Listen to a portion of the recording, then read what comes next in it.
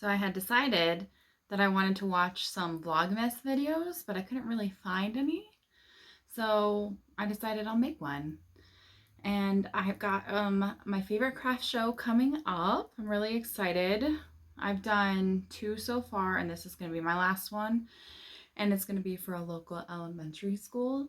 And it's just so much fun. So I'm getting ready to do that. And yeah. So let me show you what I'm working on. Okay, this is just a cable knit scarf I'm knitting when I feel like I want to knit something. And I'm doing like cables on it, so it's going to take forever. And yeah, I don't really work on it that much, but I wanted to knit recently, even though I have a ton of other things to do. I seriously need to stop crocheting little keychains and ornament mushrooms, but I can't. So there's that. And then I'm working on another journal. These are more expensive, so I'm not really worrying about these. Sometimes I make these little $5 pocket journals for the kiddos. And I forgot how to make them, and my stapler's not working. So what I had to do was I had to just go ahead and sew them. I sell these for $5, and I was like, that's not a lot of value. But now making them again, I was like, oh my gosh, these take forever. Maybe $5 is not enough. But we're going to sell them for $5 for the kiddos, and I can show you real quick how I make these. Okay, so first step, you take your pieces of paper and you cut them in half, and since it's 11 inches, it's going to be 5.5. My cutter doesn't have a straight edge guide. I hate this cutter. And then you take the sheets and you fold them in half. I only like to fold like 1 or 2 in half at a time, so that way I think you get like a thinner little fold right there, less of a gap. And then you just take them and you put them all inside of each other to make like just one signature.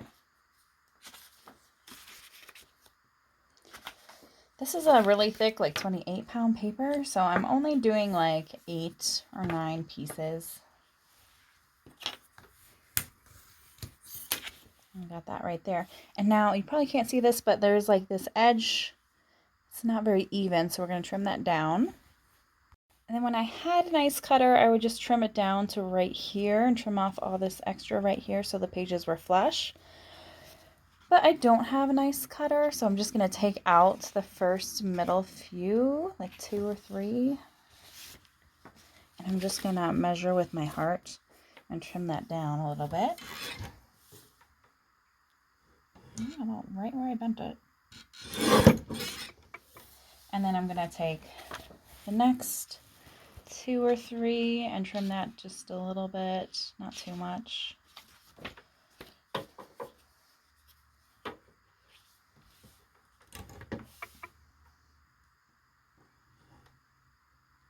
Just a smidge. It's more than I wanted, but that's okay.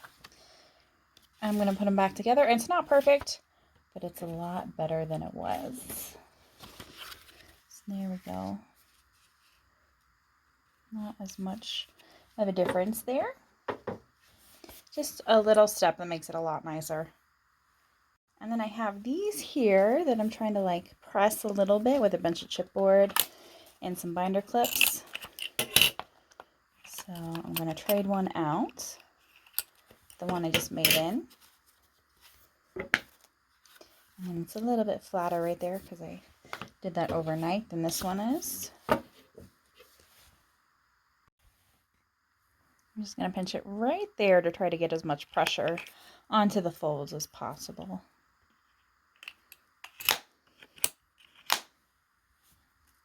And I got some scrapbooking paper here, and I'm going to trim it down roughly to a 1/2 page size, and I use this as a guide, but it needs to be a little bit longer. So I can get like 2 covers out of this, so I'm going to decide like which 2 sections of this pattern I like better.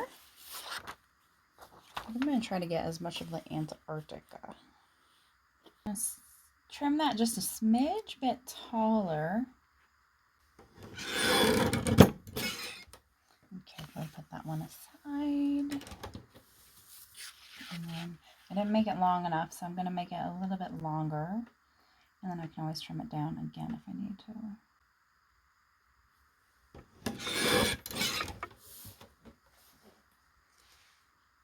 That's probably too much, but better than making it too small again. And then I'm just going to fold that one in half carefully. I'm going to be careful of the gold foil. And I'm going to put this inside of it. Let's see how much. Oh, that's perfect. And then I have my cutting mat, and then I have these little pieces of like bulletin board. And first I'm going to make sure I have this as centered as possible in between the cover. And then I'm going to open it up and carefully turn it around. I bumped it a little bit. It doesn't have to be perfect. And put it down right there. And I'm going to take my push pins and I need an even number of holes so that I can put the knots where I want them. So I'm not measuring. These are just for little kids. Put one there, and we'll put one there, and then we'll need two more so that we have an even number.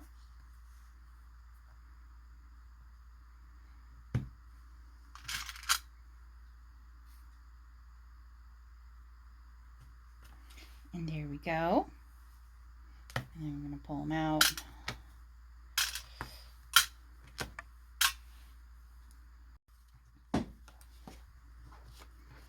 This together. Pull the heads and carefully crease it one more time. Not using the bone folder as much on the embellishments. There we go. There's that.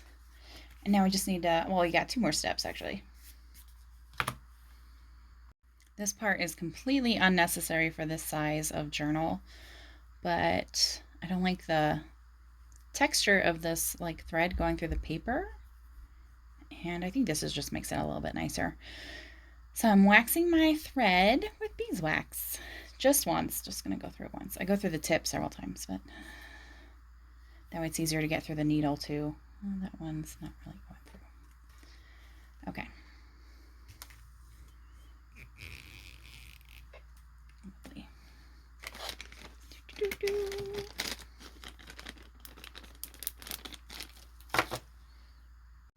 I just spent way too long threading this needle, so we're just going to fold it over,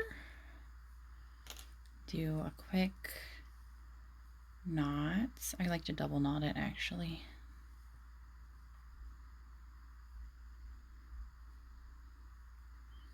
And then once you got that,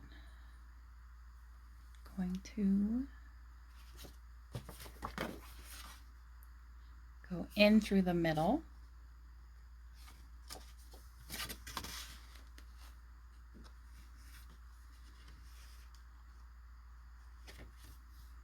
I'm getting like stage fright trying to do this on camera. I do not love that sound. Okay, then we got the knot right there. Oh geez, I'm so sorry.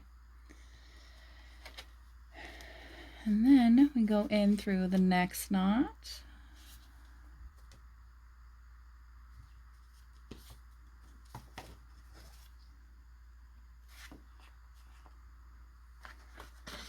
I can usually do the cover and the paper at the same time, but I lost it.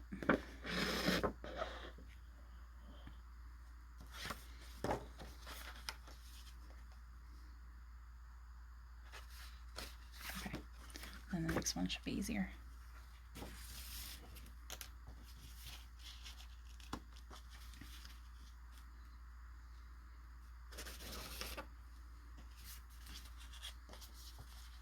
Okay, pull it fairly tight. Then in through that one.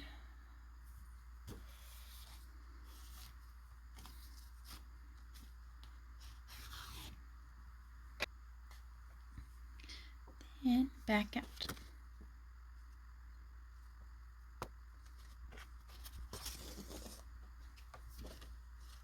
So we got that there and that there. This is how I've been tying the knot. It's probably not the best, but I'm actually going to use some glue too. So I'm just going to knot it a bunch right here. And then tie that tight.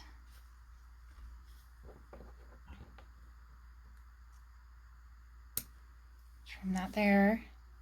Trim that there. And then really quickly, I just dab a dot of glue on it. Make sure it doesn't come undone.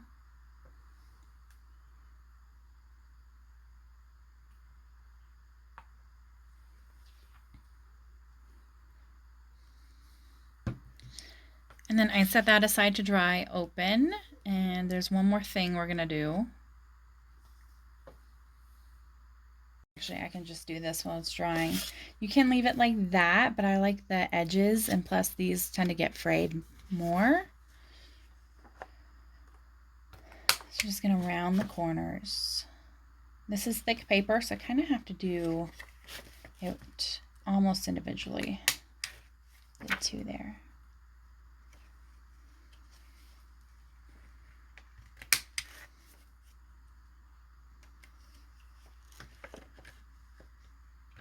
So obviously this takes a while, so I'm not going to film the whole thing. I guess I should mention, I previously hadn't been sewing these. I have been using this like long handled stapler, but it's not working. So that's why I'm sewing them now. I just wanted to have something else for the kids to get. Gotta take a break for playtime. One thing people don't talk about when you have a wood burning stove and then you have to bring firewood in is that you will always have to vacuum. Like all the time. I really wish she liked fetch, but she only likes tug. Now she wants me to drag her across the carpet. Oh, I can't get it. She did that. She did the holes in my socks. Oh, I still can't get it. I can't get it. She's like, you totally can.